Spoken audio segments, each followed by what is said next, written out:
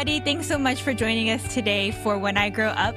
I'm excited about today's guest because I've actually known our guest for quite some time. We lost touch for a while, but we've reconnected because I just interviewed his wife a couple of weeks ago, pharmacist Michelle Lee. And today we have Eric Lee.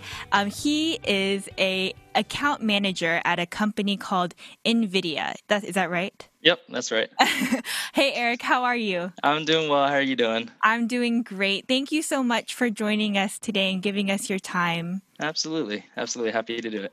I know that you are a dad and you work and you are expecting another daughter or son soon. So I really appreciate the time that you're giving us to share a little more about your story and how you ended up where you are today as an account manager at Nvidia. Yeah, so Eric, when Michelle told me that you work for this company, I just said, "Oh, okay."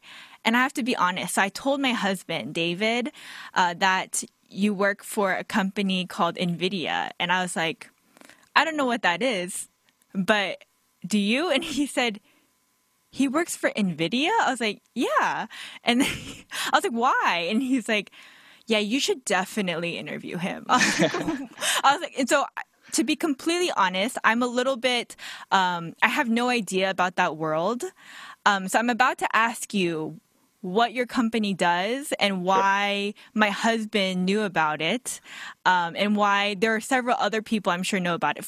So what I do know, after he told me, he said they're really well known for their graphic cards, right? Yep. For gamers and stuff like this. Yep. Okay, so for the sake of myself and our listeners, could you just pretend like I know nothing and just kind of it would be great if you could tell me what an account manager does at Nvidia, like yourself. Yep. So I'll kind of start with the quick high level intro of the company, right? So Okay. yeah, what your husband knows is correct, right? So it's a company that was started around 93, so they're relatively new, I would say, right? Younger than us. And they started out in the gaming market, and they created graphics cards. So it's a card that you put inside of a computer that enables you to see stuff on your screen. Right. So that's how they started out. We still do that. So that's where I think the vast majority of people know us from, is from the actual graphics card side of the house that you can go to Best Buy and pick up and build a computer on. Right. I see. Okay. But it wasn't until like the 2010s or so where they realized that their graphics cards, so in computers, what a computer really does is it does math really quickly. Right. And so there's something that we call a CPU and something that we call a GPU, which is what we build. And the way that they differ is that a CPU does what we call serial tasks. Right. So I'll try to keep it high level. So what that means is that it starts one task, ends it, starts another, right? It goes kind of in this linear path, right? Okay. And then ours does things all in parallel. So what that means is that it does a lot of calculations all at once. So where that fits in really well is how I come into the picture now, which is they've, over the past 10 or so years, they've gotten involved in artificial intelligence. A lot of what we consider, so within artificial intelligence, there are a couple of subsets of practices, I guess I'll call it. There's something called machine learning, which is essentially, you can think of it as teaching a machine to do a simple task, right? So think of like a factory worker or like a factory line, just putting stuff together, picking stuff up, putting it somewhere, or putting a door on a car or something like that.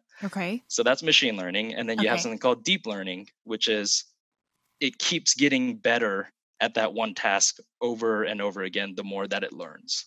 Right. So it can not only just do that one task, but maybe it can pick up the door, put the door on, and then, if there's like an obstacle or something like that, it could go move around the obstacle and make sure that it doesn't hit it. Right. So there's different aspects to it. So it's like a deeper subset of AI. So Okay. that's where I come into play. And Okay. account manager is just a fancy word for sales. Okay. So I'm the dumbest guy in the company, right? No, So no, no.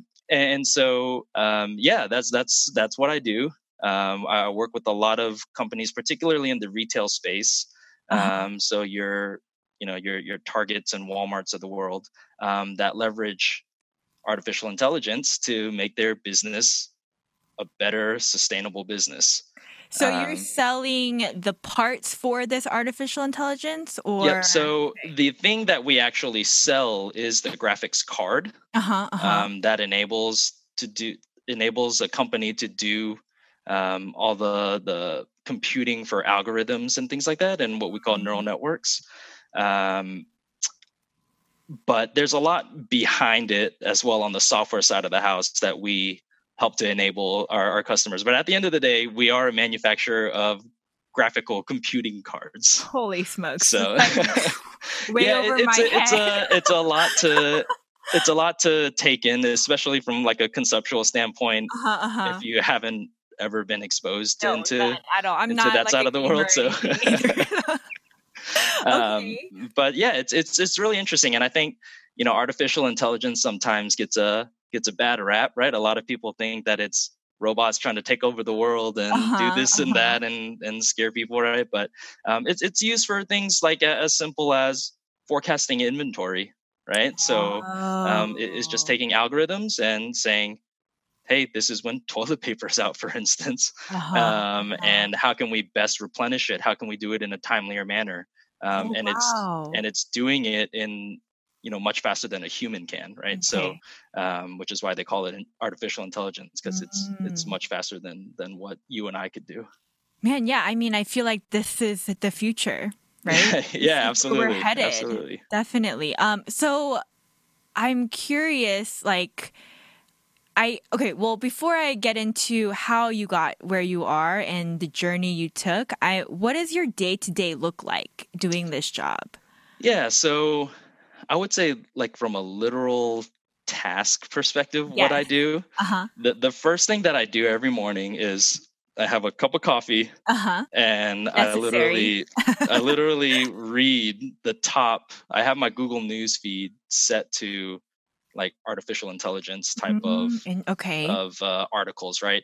Mhm. And I don't care if it's retail or not. It could just be anything in the space, and it could be academia focused. And the reason why I start my morning off every day like that is because it kind of puts me in a routine. Mhm. I have to have caffeine, Mhm. but the other part is that this is a technology and a completely different world. That's when people say fast paced environments and stuff on job reviews and job interviews and things like that, I don't really think they grasp that until they get into something like artificial intelligence, right? Because Okay. if you think about, to put into perspective, if you think about how exponentially technology has grown, Mhm. right? You take like the wheel from like prehistoric times, for instance, right? It took humans how long to get to that point, just coming up with the wheel, and then I don't think it was until like the 60s until the first Right, computer was invented, and now look right. at us. We have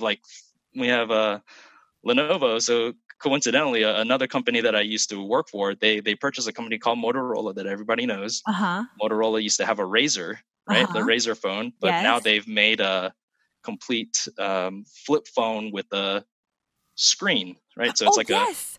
I yeah, saw it on a Korean drama. yeah. So we've gone from having the first computer that was the size of a house to now this flip phone that you can a screen that flips, right? And Yeah, looks like one seamless so screen. that's real? I was like, Yes, it "What is is real. that? That's crazy." Oh my gosh, okay.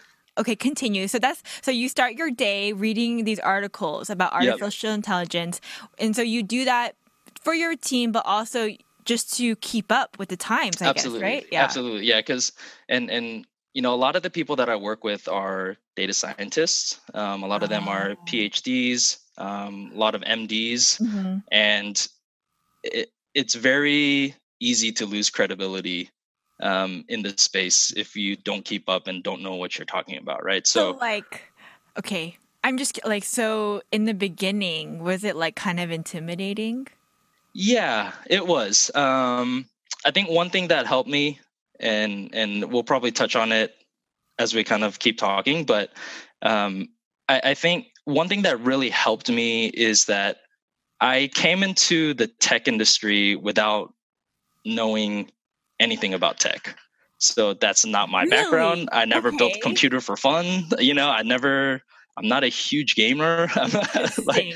I Okay. kind of fell into the industry by chance, quite honestly. I see. Um, and that really came from me moving to this area. Oh. So yeah, we'll touch Okay, on yeah, let's that. talk. Oh, But yeah, sorry. I'm yeah. sorry. But Okay, so from a day-to-day perspective, after that initial like first 30 minutes or so, mhm. really the rest of the day is spent in meetings and just kind of Mm, talking about how we can help a lot of these organizations take advantage, and a lot of it is obviously kind of return on investment type of discussions, sure. right? Because why do they want to spend this kind of money for something that doesn't necessarily keep the lights on? I'd say, right? It's Okay, more of a yes. want than a need at the moment. Sure. Yeah. And so, it's really just trying to plant a seed in their mind that, hey, 5, 10 years down in the future, right? If you want to be a sustainable business, I think we need to start looking at ways that we can shift the competitive edge to their advantage, right? Mhm. Some of the largest companies in the world are doing it on a much larger scale, Mhm. and if they keep taking the sit and wait approach, and people can kind of sit back and say, hey, we don't have the resources, we don't have the money, Mm. um, all they want, but as a salesperson, it's my job to convince them that, well, you're going to get left behind, right? So it's a it's not easy, especially because I think right now, um, companies like mine, we're going out and creating our own market right Mhm. now. It's not a very widely understood market.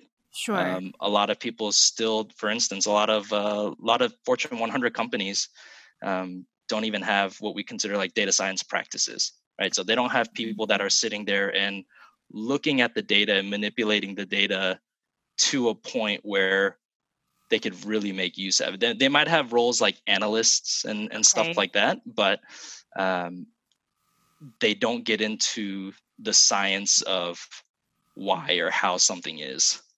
Really? That is so, I don't know why that's so interesting and like so eye-opening for me because I would feel like even these large companies that are making tons of money, they would be able to project that this is the direction that it's going in. But I guess you're right. Unfamiliarity is a scary thing. Yeah, And I guess so it is your job to like convince people like you're like are you the person that's like, "Hey, look, like this is what you need?" absolutely. Yep. Okay. Yep. So Oh yeah, man. it's me essentially, and it's tough because kind of going back to the whole creating our own market piece, right? Um, we have to convince somebody to create an entire practice around it, right? It's not just, Right. hey, here's a go hire a data scientist and make it happen, right? Like, it's not how it works, right? And so, Right, right. and that's why it's not just the fact that we sell something that enables people to get started in doing something like this, Mhm. but it's really just more planting the seed of why you need to do this. And so, a lot of times, um, when I go into a conversation like this, it's really not with the goal of trying to sell them this thing, right? It's Okay. to try to sell them on this idea that Right. they need to be looking Mhm. at this and focusing on this moving forward. So Wow, that sounds high pressured to me. But um okay, so I mean, you were mentioning before you are not a tech person, but no, somehow you ended up here. So like let's rewind a little bit. sure. Let's take us back to, to our Pope high school days. When you graduated high school, did you say, all right, you went to the University of Georgia, correct? Yep, I did. And I'm Go actually, dogs. Oh yeah, go dogs. yeah. Um, Did you know? So you knew where you're going to school at this point, but did you declare a major going in? No, I didn't. Uh-huh. So I had absolutely no idea what I wanted to do. Like you mentioned, right? I don't really understand how you expect an 18-year-old kid who Right. has never seen the world and Yes. never experienced anything Mm-hmm. to choose a life path. Yes. Yes. That's pretty intense. And my parents, they owned a dental lab in Atlanta, so they made like Oh, crowns what? and like Okay. veneers and fake teeth and stuff like that. Uh-huh. Uh-huh. Um, and I had absolutely no idea. I knew I didn't want to get into the family business, right? Uh-huh. Like Okay. I Okay. didn't want to do that. Um, and so after a while, I kind of went through like my first semester or so just trying to figure out like what I wanted to do. And I took some generic classes that would help me no matter which path I went towards. Mm-hmm. Um, and then finally, I think I started kind of pressuring myself. I'm like, okay, I'm like 18 and a half now. I have to, I have to figure something out. And so, and so I decided to actually go down the pre-den major. What? And I Really? think that was more because I didn't know what to do. My parents had their foot Okay. in this thing, right? And Okay. but I found out very quickly, and very quickly, I mean, the very first chemistry class I ever took, Uh-huh. I literally got an F in the class. Oh no, that sounds So important for I pre-dental. I lost hope Oh in my no. first two semesters of college. Oh gosh. And so, Wait, yeah, you lost like hope or you lost a scholarship? no, I lost the scholarship. Yeah, Okay, yeah. and So for hope those for listening, pre-dental. Hope, So, Hope is a scholarship program here in Georgia. But so he's saying in order to get this scholarship and maintain the scholarship, you have to keep your grades up. So what yep, Eric is saying is he lost hope in pre-dental school and also hope in scholarship money. So yeah, yeah, and so, no, how? um, yeah, it was not fun. Oh gosh. But And at it's least funny you because found out early, yeah, that's true. right? That's Oh true. And I man. had every chance to withdraw from the class too, and I didn't. I was very stubborn and said, you know what? I had like one bad test. I'm sure I could make it back up because I like throughout high school I always had right. So Every time I got a I bad was grade or something, it was easy to bring it back up. And Yeah, so no, I was just gonna say, so are you a school year younger than me? I can't remember. yeah, I graduated high school in '07. Okay, yeah, so we're a school year apart, Right. like, and what I remember of Eric is he was in all the honors and AP classes, and he was super smart. So I'm a little bit shocked that that chemistry wasn't your thing. But okay, so you decided to do what then after that? Yeah, and so I decided that yeah, science wasn't for me, Okay.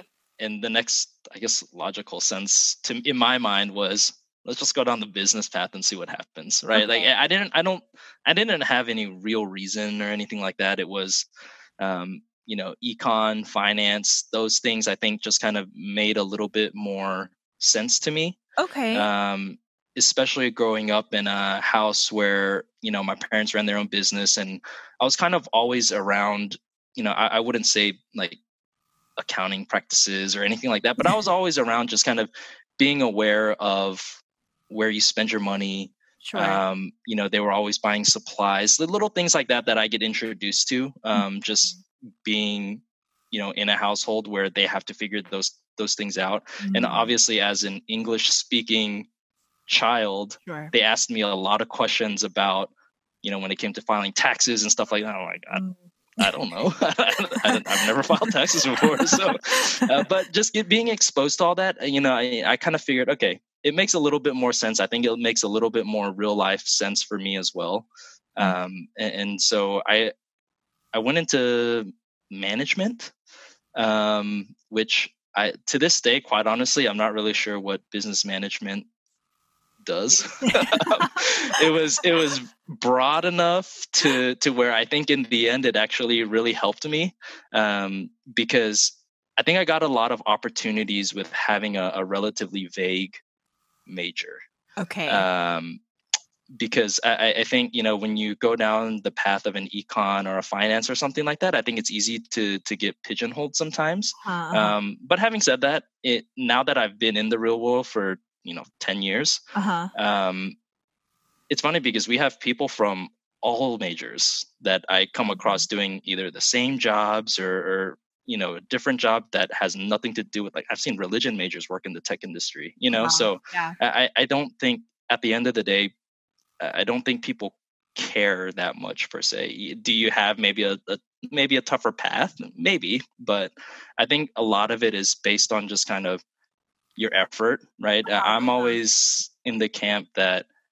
showing up is more than half the battle, right? Yeah. Yeah, definitely. And I think the other part for me is just being really realistic, Mm-hmm. and understanding that you have to kind of set goals in front of you to try to go after, right? Yeah. They don't have to be big, right? It doesn't have to be, I want to be the CEO of this company, right? Like, it's I think placing realistic goals in front of yourself to help you achieve them. I'm all about having small wins and celebrating the small wins along the way. That's great advice. And and I think that's what's really helped me, right? Especially coming from not knowing what I wanted to do, majoring in business management, which to this day I'm not sure what it even means.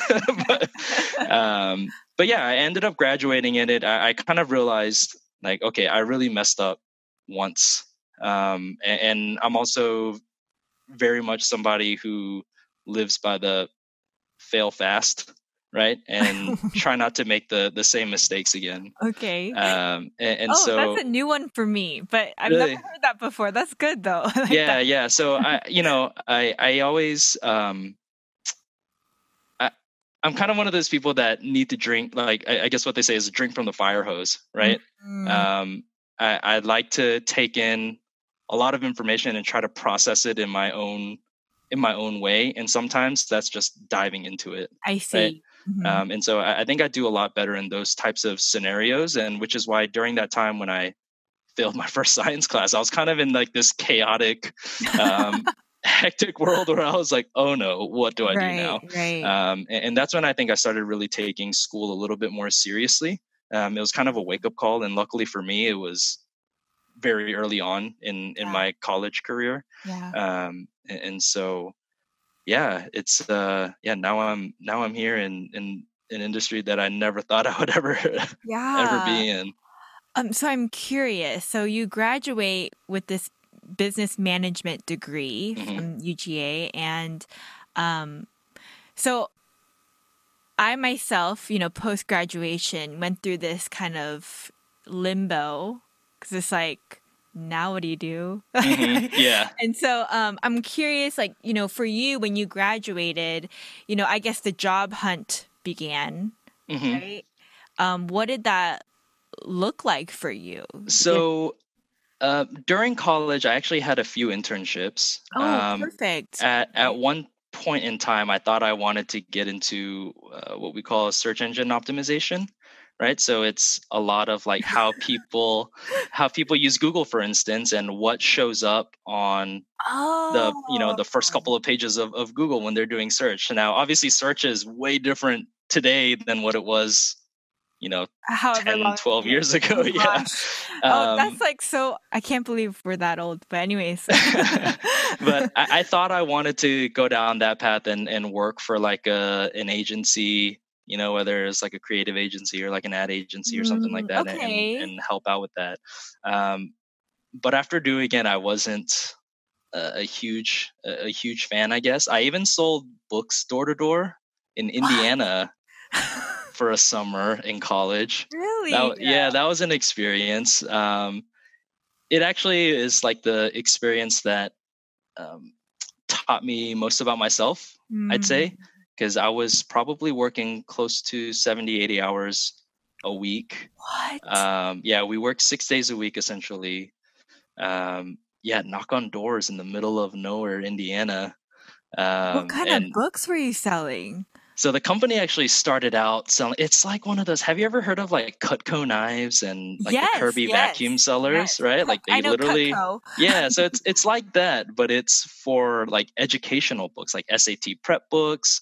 They sold like educational books like K through 12, Oh, and yeah, it's pretty interesting, right? And just kind of going through something like that and dealing with all the rejections, yeah. um, doing it away from home. I Mm-hmm. didn't know anybody, and Mm-hmm. part of the summer was that you had to like find your own place to live. Like it wasn't like a I think a lot of people would characterize like these types of companies as kind of like, Mary Kay or Okay, doing okay.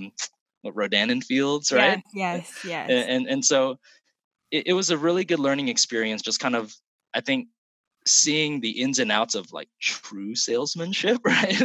What I would call, and bothering people. I got the Right, cops called on me a few times right. for just like soliciting, I guess they Oh call my it. gosh, people are so interesting. Why would they Yeah. do that? It's trying It to do might your have been because job. I was Everyone's trying knocking on doors at like 7 a.m. and then 10 p.m. So I'd probably call the cops on I myself too. guess. Oh man.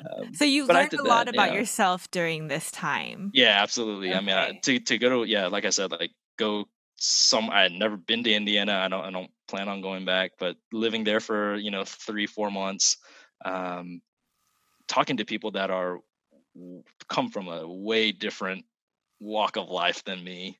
Um, So you did this during college? yeah, I did it during the summer, and I think in between my sophomore and junior years. It might have been junior or senior year. Like just because? Um, at the time I didn't have an internship. Uh-huh. Like I hadn't taken part of one, Uh-huh. and Uh-huh. so I kind of viewed it as an opportunity to put something on my resume. Okay. Okay. Um, Good for you, Eric. yeah, That's and it kind of crazy, helped. but It cool. wasn't. It was just one of those things where, I think I thought it was something different as well, and when I got there, Mhm. it wasn't what I thought. But at the same time, um, again, it's just another scenario that I had to adapt to and kind of understand. Okay, this isn't what I thought it was going to be, but what am I going to do now, right? I'm not going to turn around and drive 12 hours back home just because it wasn't what I thought it For was going to be, sure. right? So, Yeah. in that sense, I think especially like a 19, 20-year-old me, Hmm. it would have been easy just to say, hey, I'm just going to turn around. I'm not paying for my own gas. I'm not paying for my own place to stay. Like, I don't even know if I'm going to make money doing this thing. But it was really one of those like crash courses for me, that opened my eyes, and it kind of gave a lot of perspective Yeah. for me. Just kind of seeing where I grew up in, where I got an opportunity, like every my parents gave me every opportunity to kind of do what I want to do, maybe with a little bit of a nudge right into like, but they afforded me a lot of opportunities, and where I was in Indiana for that summer, um, it's kind of is a city called Angola, Indiana, Hmm. and that part of Indiana, which is the most northeastern part of Indiana, is kind of known as like one of the largest like uh, meth usage, Really? in the country. Okay. And so a lot of the people, right, they probably couldn't give A crap. yeah, for education, right, educational books, right. There, a lot of them are living out of mobile homes, and it's probably more like, okay, I got to think of like groceries more than I need to think of an SAT prep book, Sure, right? sure. And so it was really interesting sitting down with a lot of those families and see what their perspective of education was compared to mine, and just the level of um, stability in my Uh-huh. life compared Uh-huh. to theirs was Uh-huh. really eye opening as well. Because being in East Cobb, obviously, I think we have it pretty Yeah. good.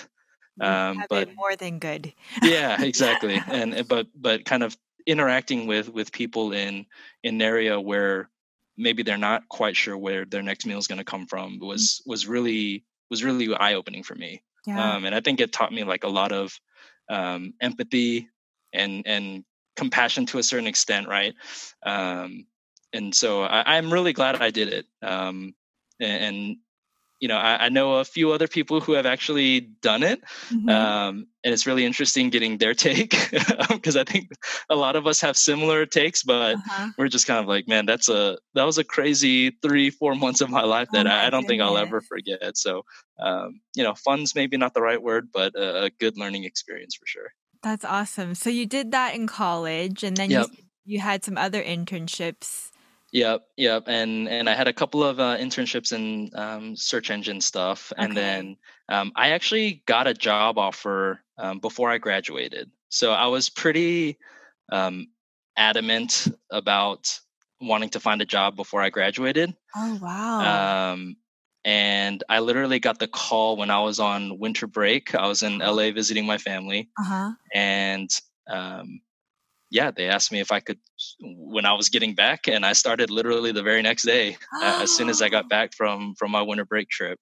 Wow, what a So blessing. That is yeah, awesome. And it was a lot of fun. how did you go about, did you just like find this job through Yeah, online or? yep. So I found it online. And I was really fortunate. I had a lot of interviews in a lot of different places in the country. Uh-huh, uh-huh. Um, I had like a couple out in Silicon Valley, not for tech related companies, but ad agencies out there. I had one in Chicago, DC. And so I had a lot of opportunities to kind of talk to a lot of these companies. And I didn't really know what I was doing, quite honestly. I literally just sent out my resume to probably hundreds of companies. I mean, that's what you got to do, right? You have Yeah, to do yeah, that. Yeah. and I didn't really, I mean, how good could your resume be Right. Just when you're coming out? graduated. Exactly, Yeah. you have no experience. I probably applied for vice president roles, and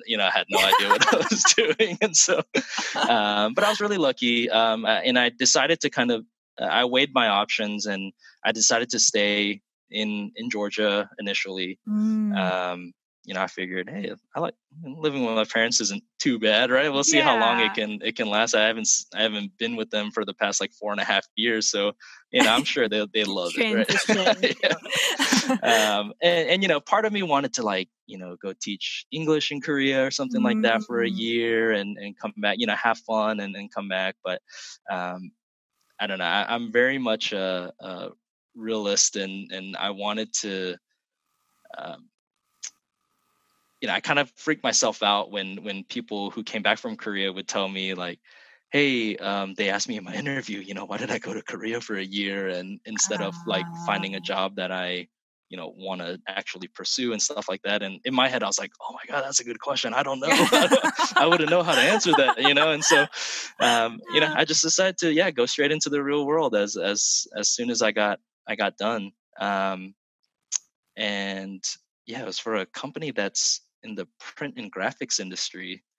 um, and they ended up acquiring one of their competitors, and so they shipped me off to Charleston, South Carolina, for a few months. Oh man. I absolutely loved it there, and would have loved to stay.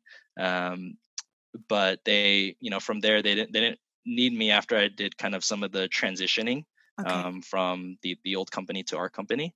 And then they asked me, "Hey, do you want to move to either Mobile, Alabama, or Raleigh, North Carolina?" I had never been to either. Uh-huh.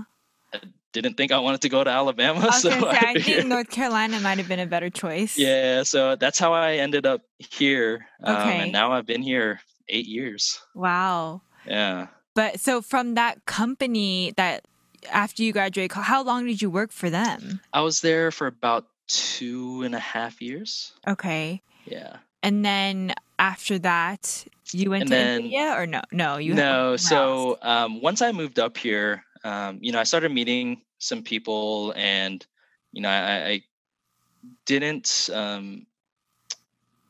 I loved the job that I had. I loved the people that I worked with, Hmm.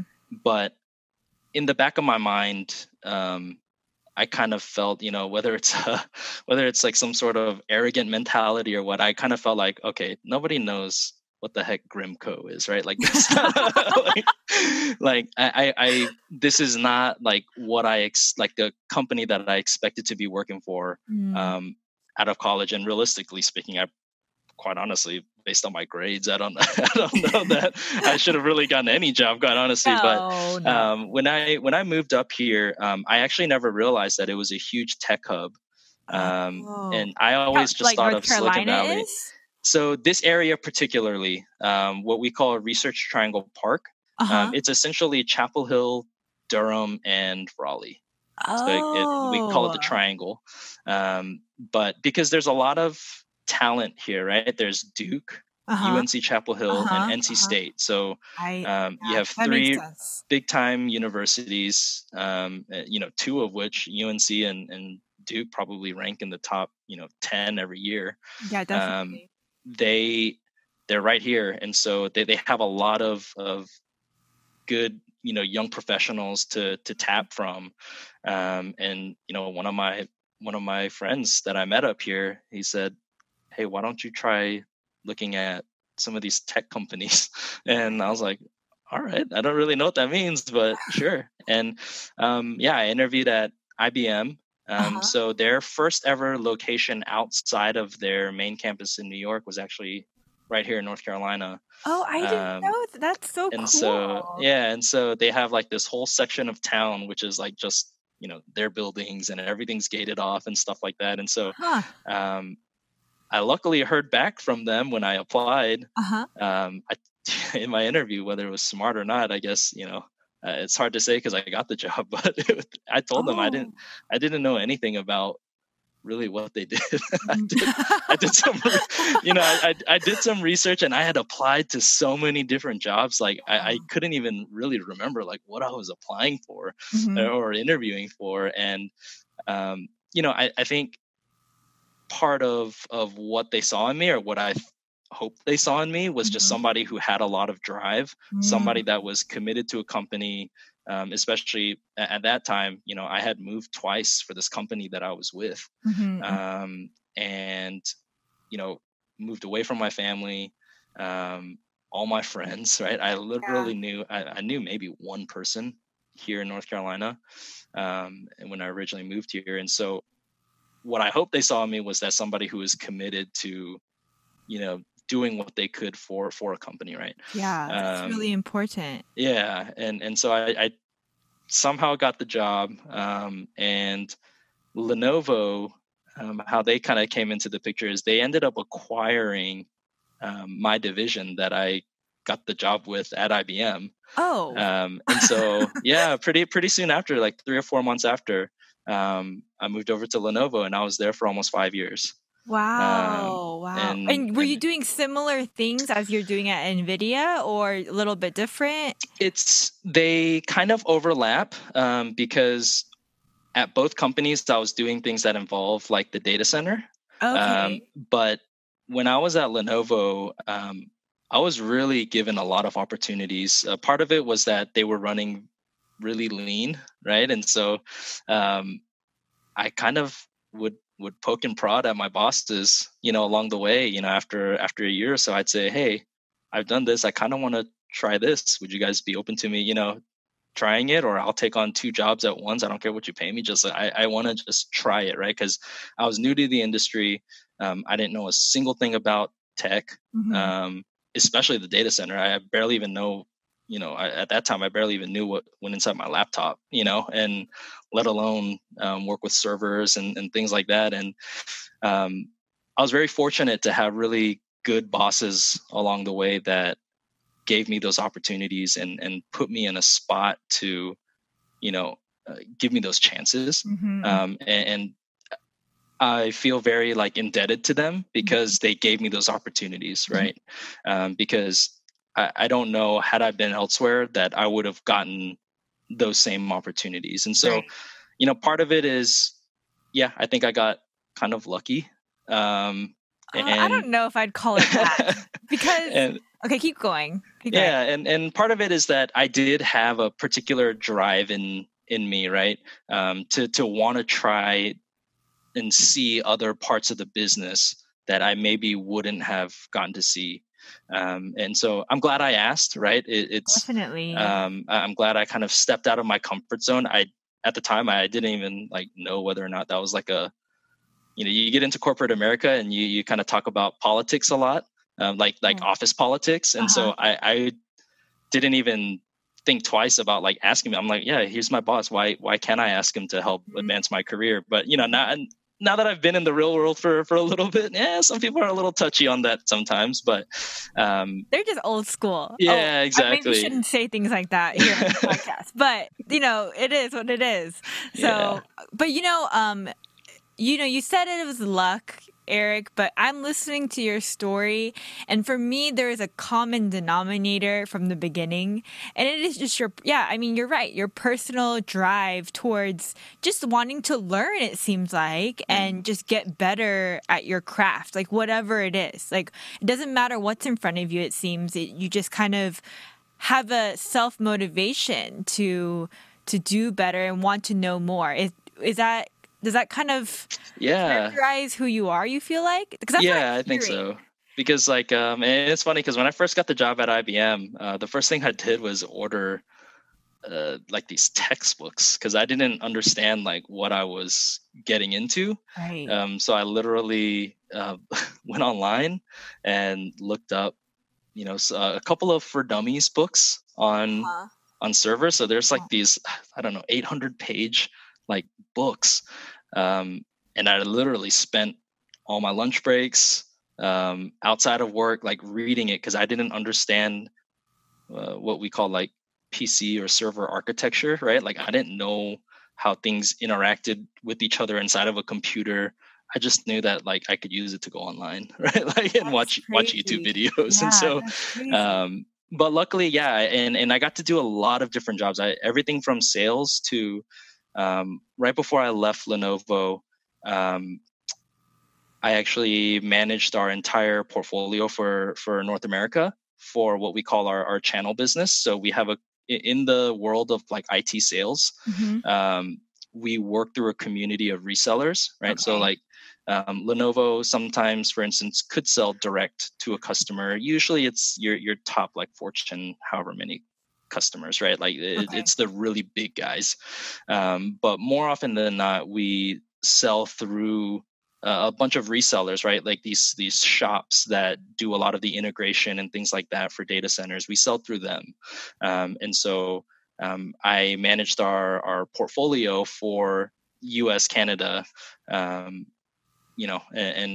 that helped me see a completely different side of the business because it was more marketing and supply chain as opposed to sales. And so, I think during my time at Lenovo, I grew a lot, both personally and professionally, right? I became a dad when I was at Lenovo, and that's when I merged like my professional and personal kind of, when I think of like, okay, what's my purpose for, I don't know, maybe life is not necessarily the right answer, but where I saw a lot of overlap between my professional and personal life was that it was no longer just me working for myself anymore, right? It was me working for my family, right? And so, and that's when there was like this extra gear that I kicked into, because now is no longer, okay, I can pay rent. That's nice. It's nice that I can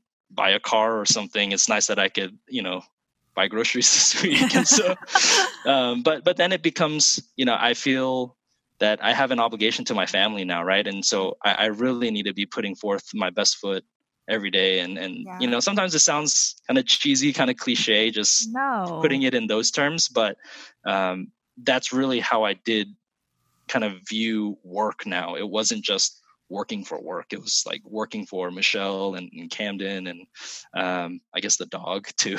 So, sure, yes. I have a dog too, part of the family.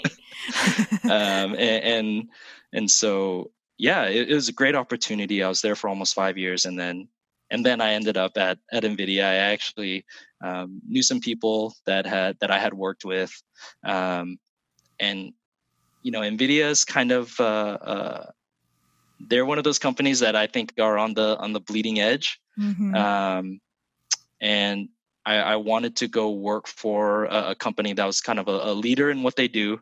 Okay. But everything that I had heard about them was amazing, right? From not only what they actually sell from a product perspective, but also the culture internally. Yeah, I feel like that's so important these days too. Yep. And culture is a big thing, and for whatever reason, the tech industry has, they really have a big push towards creating great culture. I don't know what the reason behind it is, but if you look at a lot of the companies, they try to do things that really provide benefits to their employees, right? And so, I'm glad this was the industry that I stumbled into. Yeah, I mean, it's crazy to me that you had no plan to do that, from the beginning, but this is where you have ended up. So, at Nvidia, I mean, at the risk of, this being a public podcast, do you enjoy your job? Absolutely. Yeah, absolutely.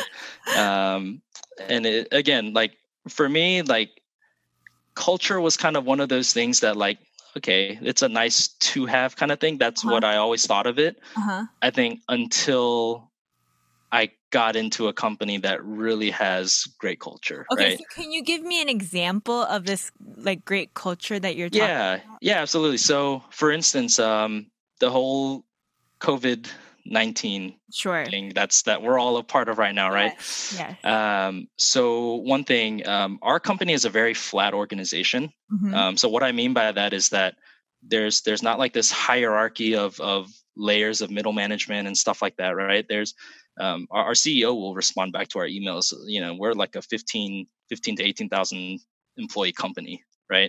Wow. And he's very passionate not only about what we do, but he's passionate about us as people. When I first got hired at Nvidia, we were actually in a tough spot financially from a company perspective. And there are these events that they put on every year. They probably had about 10 of them the previous year.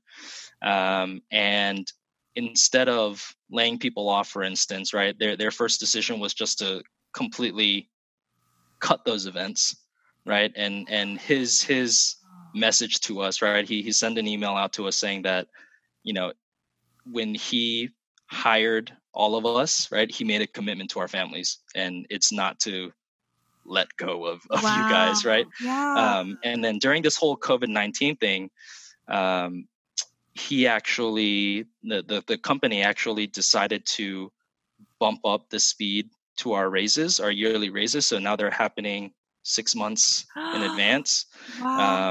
He's also put that if you're a family with or you're an employee with children, focus on that, and we will the work will wait, right? And so he's kind of asked a lot of the employees and a lot of the teammates to fill in for us while parents try to figure out how to do this whole teach from home, keep kids home kind of thing, and try to work and be productive. And so and we also understanding. Wow. Yeah, it's great. And another thing that just happened this week, actually, one of our scientists that works here, he actually, so the message that came down from our CEO was, hey, if there's a way that we can help with COVID-19 and be productive members and contribute to society, try to think of that, right? What can you be doing to better what's happening right now and better the situation? And I think a lot of people, when you work for somebody who shows that they're passionate about us, they really put those words and take it seriously, right? And so one of our scientists actually created a ventilator that only costs $400 to make, that you could even 3D print, for instance. That's what he spent his time doing instead of working on real work, right? And yeah, so that was published this week. And so I feel like I even saw that article somewhere. Yeah, and so when I see things like that and people taking the initiative, and then our CEO just kind of saying this is what it's about, right? It makes me feel super proud to work at a company like this. Yeah, that's Um, awesome. so hopefully, I'm here for the long haul. Oh, that's I think awesome. it's certainly a company that has a bright future Uh-huh. ahead of Uh-huh. itself, and so we'll see where it goes.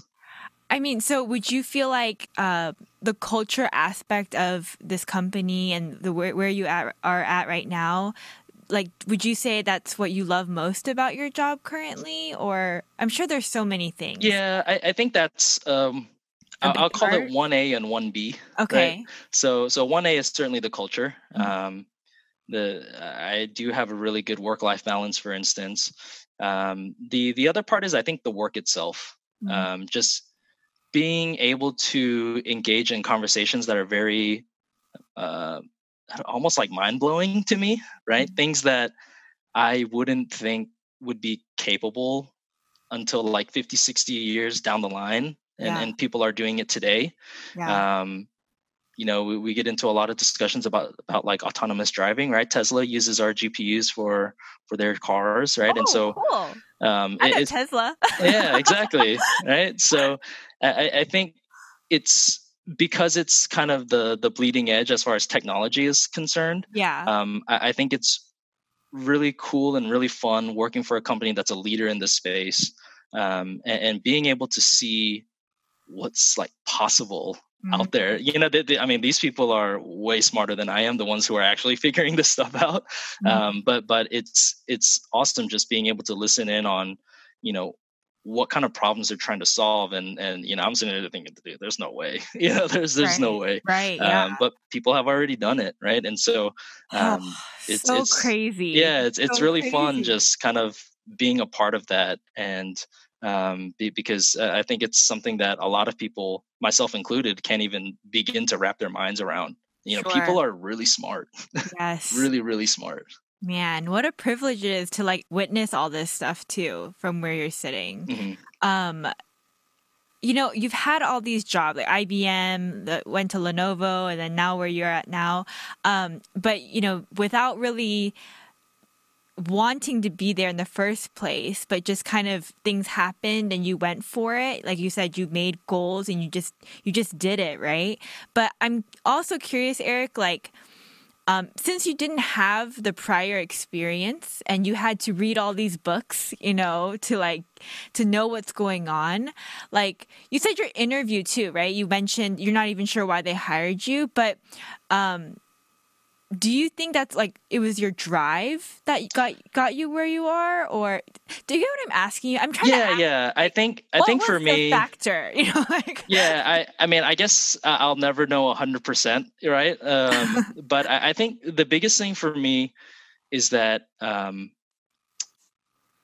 speak very candidly, Mm, right? And I feel like there's a certain level of authenticity behind that. okay, And I don't know. Sometimes I kind of think, okay, maybe I was a little too open, because I'm very much an open book, right? Like I don't. For me, I think that's kind of the best way to get to know people. sure, yeah, no, Um, absolutely. I mean, it's very refreshing. Even this conversation we're having right now, I'm really um like encouraged by it because it is refreshing to hear you talk about all these things so openly. But yes, continue. You feel yeah, like yeah, no, no, and yeah, and I think for me, I'd like to think that's why, right? Just kind of being honest about not knowing what the heck IBM was doing when I interviewed there, right? And being open about that, but letting them know, what I can do to make up for that lack of Mhm. understanding, right? Yes. And hopefully put into action, what I said I would do, and show them from the beginning, that I was serious about wanting to learn about the technology and learn about the company, um, after not knowing anything, Mhm. right? And so I think part of it is uh, that I do, um, try to be as genuine as possible. Mhm, mhm. I and I've interviewed so many people at this point now for jobs, right? Where you can kind of tell the very generic oh, well, my weaknesses are, but it's a Yeah, no, strength, right? Like you absolutely, can, absolutely, and yeah. you have to do that. I totally get that, but you can definitely tell kind of once you start poking and prodding into some of these into some of those discussions, like what's real and what's not, right? I think just kind of putting myself out there, stepping out of my comfort zone, Mm, letting people know what I'm actually good at and what I'm bad at. mhm, I think that's a good thing, mhm. right? Because I think it shows a certain level of self awareness. Because I think a lot of people um, don't have that, right? I think a Yeah. lot of people have this unrealistic idea of who they think they should be or who they think they Mhm. are. And so I've always, and it's the thing that bugs Michelle the most Uh-huh. is, I always try to look at things from other people's perspectives as Mm. well, and not just blindly um, be the husband that is like, hey, no, yeah, you're right, that person's wrong. There's a time and a place, right? But it's kind of one of those things where Oh. she always gets annoyed at me because you know um, it could be something as simple as like, oh man, that was the worst service at the restaurant that we've ever gotten, right? Uh-huh. And for me, I'm just like, well, maybe I Maybe had a they're bad having a day. bad day. Yeah. Exactly, right. You sound like my um, husband too.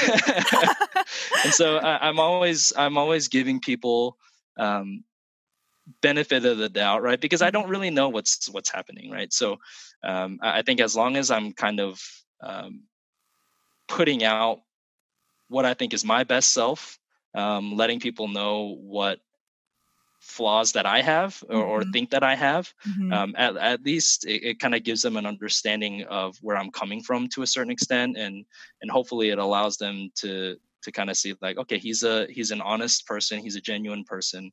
Um, he knows he has these flaws, and he knows that he might not be the best candidate for the job, for instance, but he's willing to show that he can put his best foot forward sure. and really pick up, and learn the role, right? Mhm, So I'm hoping that that's what they saw in me, the mhm, determination of mhm, somebody who knew nothing about what I was getting into. mhm. But that also has a lot to do with the follow through afterwards, right? So Yeah, you can't just say absolutely. those things and have empty promises in an interview, especially to somebody who's eventually your boss, right? And so Yeah. I think hopefully by following through with it, and um, I hope that that's why they gave me those additional opportunities after the fact, right? So No, it um, definitely yeah. seems that way. I think that's probably why. You're right. But before we end our time together, I like to ask our guests if there is any advice that you would have. I mean, actually, in our conversation, I feel like if there was any advice, maybe not for recent high school graduates, Mhm. but almost like recent college grads, I feel like they would benefit a lot from this conversation. Just, from what I can tell, it's like you just have to put yourself out there and do the work. But yeah, I mean, for recent grads, that I think so many recent grads would be can relate to where you're at in even maybe even like graduating and not really having a plan, but just kind of knowing the direction. But do you get what I'm asking? Yeah, and Yeah.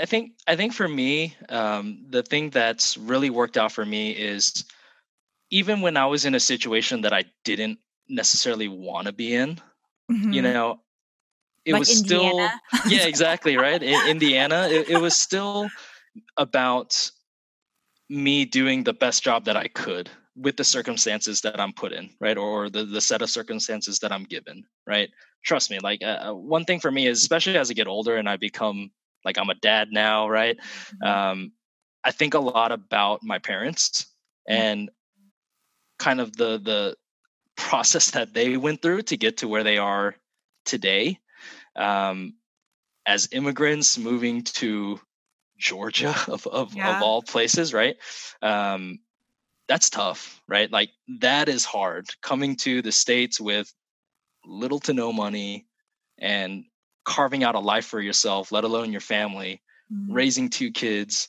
and setting them and giving them the opportunity to be where they are, right? Like I won't, I still have 30 plus years ahead of me from a professional standpoint. Mm-hmm. But I feel in my mind I've done okay for myself so far, and my sister is a doctor, right? So Oh, she I is? I didn't know that, but yeah, okay. so she's a pediatrician down in Orlando. Oh, wow. And so what they did was hard. Yeah. What I'm doing is I'm just riding their coattails, quite honestly, right? And so I think a lot about my parents in those situations, and think about those circumstances that they were put in, not understanding the language, just throw away the financial piece of it, just not even knowing where you are, right? Yeah. And so for me, it's, okay, here's what I'm in. How can I make this the best possible outcome from what I'm in, right? So whether that was Indiana Mm-hmm. or being part of a company that arrogant 22-year-old me thought, oh, there's no way I should be working for this company. I need to go work for Whoa. IBM, like but it's making the most of those opportunities. And I think it's, creating a lot of the relationships too along the way, is a huge part, right? Yeah. Everyone in the working world, right, says like networking is it's about who you know, not what you know, right? And Yes, yes. that's so far in my life, yes, that has been very true. And not only for the actual job you're trying to go after, but keeping in touch with them, and having them actually give you, for instance, when you put references Mhm. on a resume, people who will actually genuinely believe you did good work, and you have not just actual work to show for it, but somebody who wants to be, what I like to call, like, I always want to make sure that I'm a pleasure to do business with, whether it's for Mm. somebody within my company, right, that I'm trying to team up with, or whether it's my customer or a partner.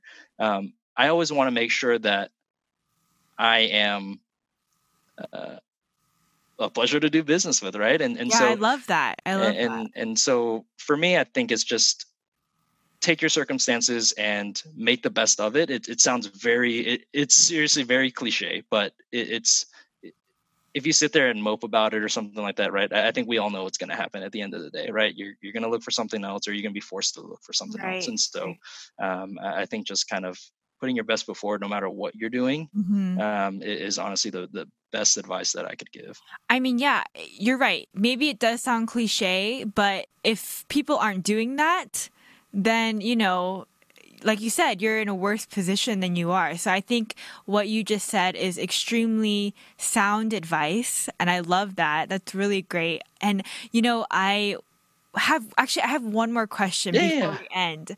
I hope that's okay. Yeah, absolutely. You've been so great, Eric. Thank you so much again. This has been awesome.